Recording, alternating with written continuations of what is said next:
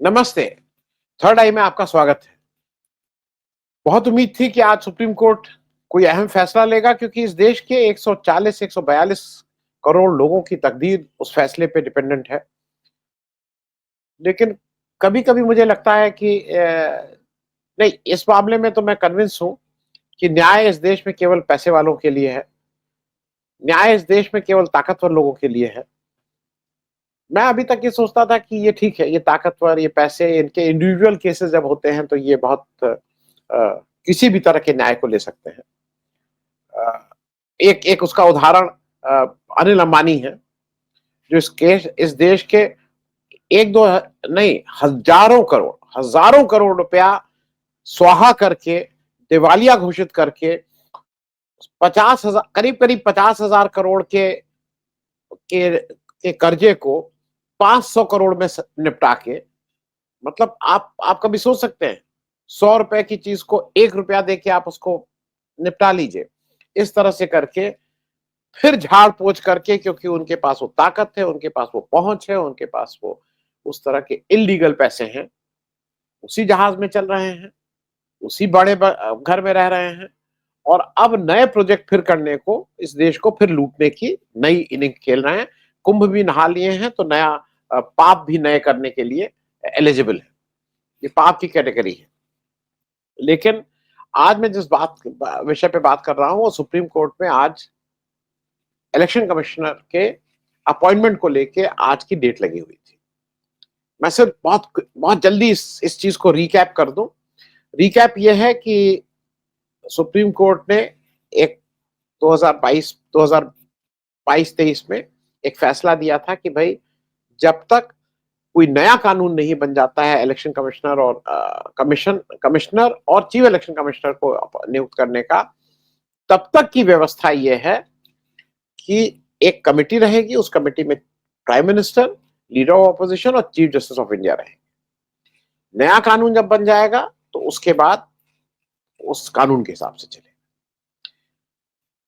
नए कानून में यह नहीं था, क्योंकि अब क्या हुआ कि सरकार ने तुरंत एक नया कानून शायद अक्टूबर 2023 में पास किया, जिस कानून के अनुसार कमेटी को इन्होंने कर दिया prime minister, leader of opposition और एक केंद्रीय मंत्री जो प्राइम मिनिस्टर के द्वारा नियुक्त रहेगा। और प्राइम मिनिस्टर के द्वारा नियुक्त तो अमित शाह साहब ही रहेंगे। तो ये उसका कॉम्पोजिशन, ये भी है कि आ, मतलब मैं इस बात को इसलिए विस्तार से बता दे रहा हूं कि समझना थोड़ा और जरूरी है। उसी नए कानून के अंतर्गत मार्च 2024 में दो रिक्त हुए पद, मतलब एक पद, अनूप मिश्रा जी रिटायर हो गए थे, उनका क्यों नहीं पहले से भरा गया था नहीं मालूम। एक गोयल साहब ने इस्तीफा दे दिया तो एक पद रिक्त हुआ मार्च महीने में। और इलेक्शन अनाउंस के होने के जस्ट 2 दिन पहले दो नए इलेक्शन कमिश्नर साहब लोगों को अपॉइंट किया गया और उसमें फिर वही कॉम्पोजिशन था, प्राइम मिनिस्टर अमित शाह साहब as as his representative, not representative, as his nominee, क्योंकि वो एक नॉमिनेट कर सकते थे केंद्रीय मंत्री, और leader of opposition. Leader of opposition उस समय चौधरी साहब थे कांग्रेस के, और वही एक खिलवाड़ होके दो लोगों को नियुक्त कर दिया गया। ये हो गया आपका पुराना। नया इलेक्शन हुआ, उस इलेक्शन में क्या क्या हुआ ये सबने देखा। उसके बाद इस बात को लेके एक पिटीशन सुप्रीम कोर्ट में आई और सुप्रीम कोर्ट में ये कहा गया कि साहब, ये कॉम्पोजिशन ऑफ ये जो कमिटी है ये गलत है, क्योंकि अगर आप दो मंत्री, एक मतलब प्रधानमंत्री और उनके एक सहयोगी अगर एक तरफ हो जाएंगे तो इसमें फिर तीन करने का क्या मतलब है। तीन तो इसलिए किए जाते हैं ना कि दो अगर एक हो जाए तो तीसरा टाई हो। और ऐसे में चीफ जस्टिस ऑफ इंडिया के रहने से अगर सरकार और विपक्ष के बीच में बात नहीं बनती है तो उनका एक तरह से एक कास्टिंग वोट पड़ जाता है। तो इस चीज को लेकर के सारी चीजें तय हो गई और सुप्रीम कोर्ट ने उस पे जो होता है तारीख देना शुरू किया। 12 फरवरी को फिर तारीख पड़ी थी। उस समय उनसे बताया गया कि साहब, अब आप इस पे कोई एक अपना वो दे दीजिए निर्णय, क्योंकि एक चीफ इलेक्शन कमिश्नर रिटायर हो रहे हैं नए, उन्होंने कहा नहीं, हम 19 तारीख को इस पे फैसला दे देंगे, 19 तारीख। उनसे जब ये कहा गया कि साहब 18 को खत्म हो रहा है, इसकी संभावना, उनका नहीं, नहीं, वो भले ही अपॉइंट कर दें, लेकिन हम जब फैसला देंगे तो हम उस हिसाब से देंगे। जबकि सुप्रीम कोर्ट का पिछले 5-7 साल में हम लोगों ने देखा है, वो 4 साल बाद बहुत जोश में आके फैसला देता है कि महाराष्ट्र की सरकार गलत ढंग से बनाई गई, लेकिन तब तक 3 साल हो चुके होते हैं। ये इलेक्टोरल बॉन्ड बिल्कुल गलत है, असंवैधानिक है, लेकिन तब तक हम 10-20 हजार करोड़ अंदर कर चुके हैं, और वो वापस लिए जाए इस पे कुछ नहीं व्यवस्था देता है। इस तरह की वो काफी व्यवस्थाएं दे चुका है। उन्होंने कहा नहीं, हम 19 फरवरी को कर देंगे। 17 फरवरी को एक एक इस तरह का नाटक ही बोलेंगे, एक नाटक खेला गया जिसमें प्राइम मिनिस्टर ऑफिस में मीटिंग रखी गई शाम को, जहां पे जैसा कहा जा रहा है, अब ये तो उन्होंने राहुल गांधी की तरफ से कोई वक्तव्य नहीं है, लेकिन जैसा कहा जा रहा है कि राहुल, अच्छा एक और चीज मैं इससे पहले इसलिए बता दूं कि उस मीटिंग से पहले का एक सच और बता दूं।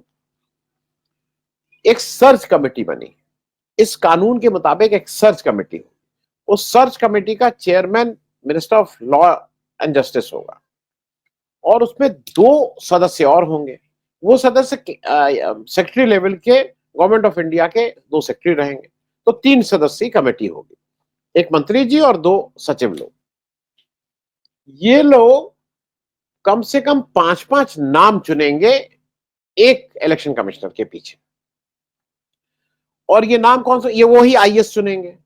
तो पहली बात यह है कि बहुत से लोगों को लगता है कि नहीं नहीं, अगर चीफ जस्टिस आ जाएंगे और ये हो जाए, नहीं, वो तो 5 नाम पहले ही उनके अपने मनपसंद है। सर्च कमेटी उन 5 ही नाम को लाएगी जो सरकार के भक्त हैं, जो सरकार के उसके हिसाब इशारे पे चल रहे हैं। तो एक तो वहीं से मामला गड़बड़ हो रहा है।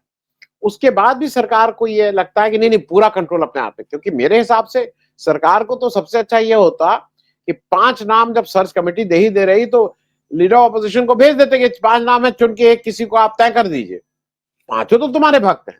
लेकिन नहीं, और ये नाम जो दिए जाते हैं, ये जब उस दिन पहुंचे राहुल गांधी, तो कायदे से ये होता है, जो जो इसकी किसी भी चीज की मूल भावना होनी चाहिए, कि आपको जब कहा जाता है इस 5 में से एक चुनिए, तो आपको पहले से भेजा जाएगा ना, एक डॉजियर भेजा जाएगा, इनके ये कहाँ काम करते थे, इनका पीछे बैकग्राउंड क्या है, एक बायोडेटा इसको कहते हैं।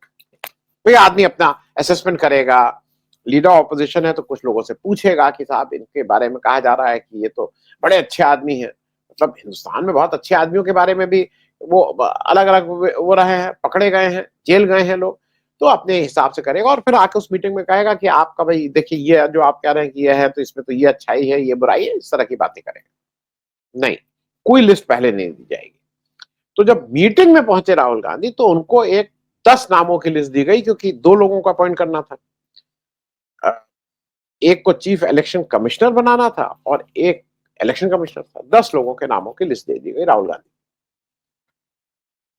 और उनसे कहा गया कि अब आप, जैसा कहा जा रहा है सूत्रों के हवाले से, कि राहुल गांधी से कहा गया कि इसमें से एक आप बता दीजिए किसको इलेक्शन कमिश्नर और किसको।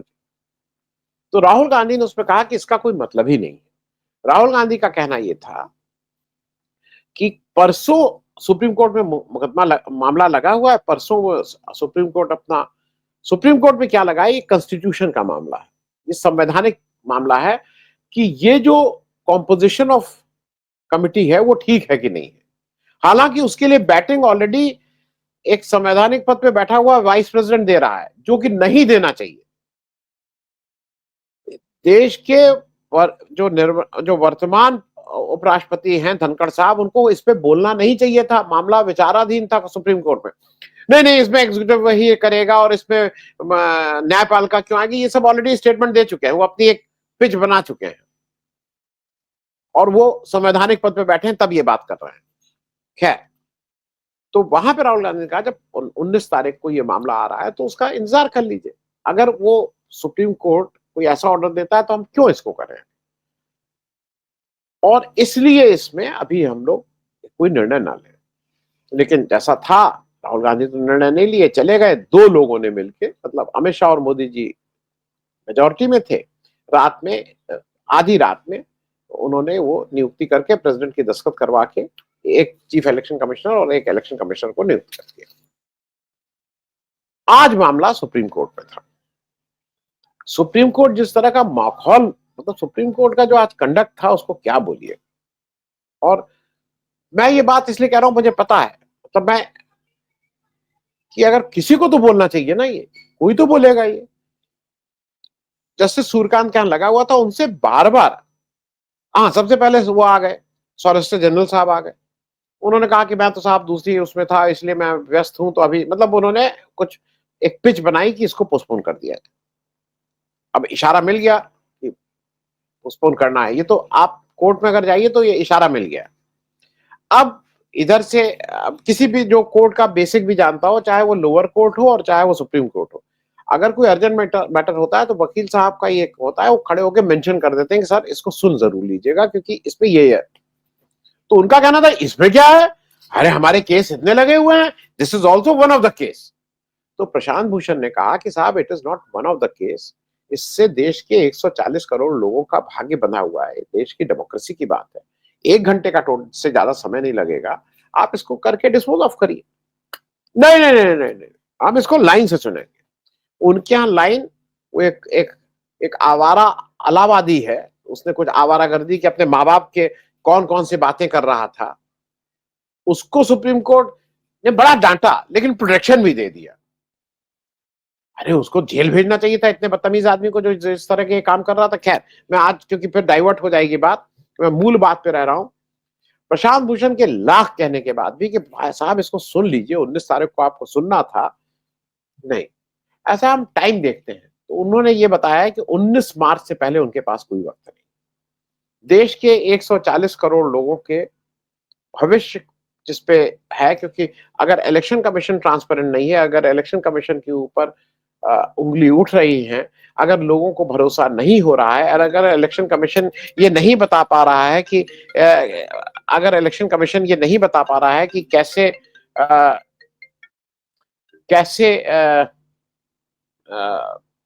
वोट बढ़े, इलेक्शन कमीशन इस बात का जवाब नहीं दे पा रहा है, बहुत सी चीजें हैं, तो मेरे ख्याल में सुप्रीम कोर्ट का ये वक्तव्य कि नहीं नहीं मेरे पास और केसेस हैं, सब सीरियल वाइज होंगे, अगर सीरियल वाइज होंगे तब तो शायद 2, 4, 5, 6 साल बाद होगा।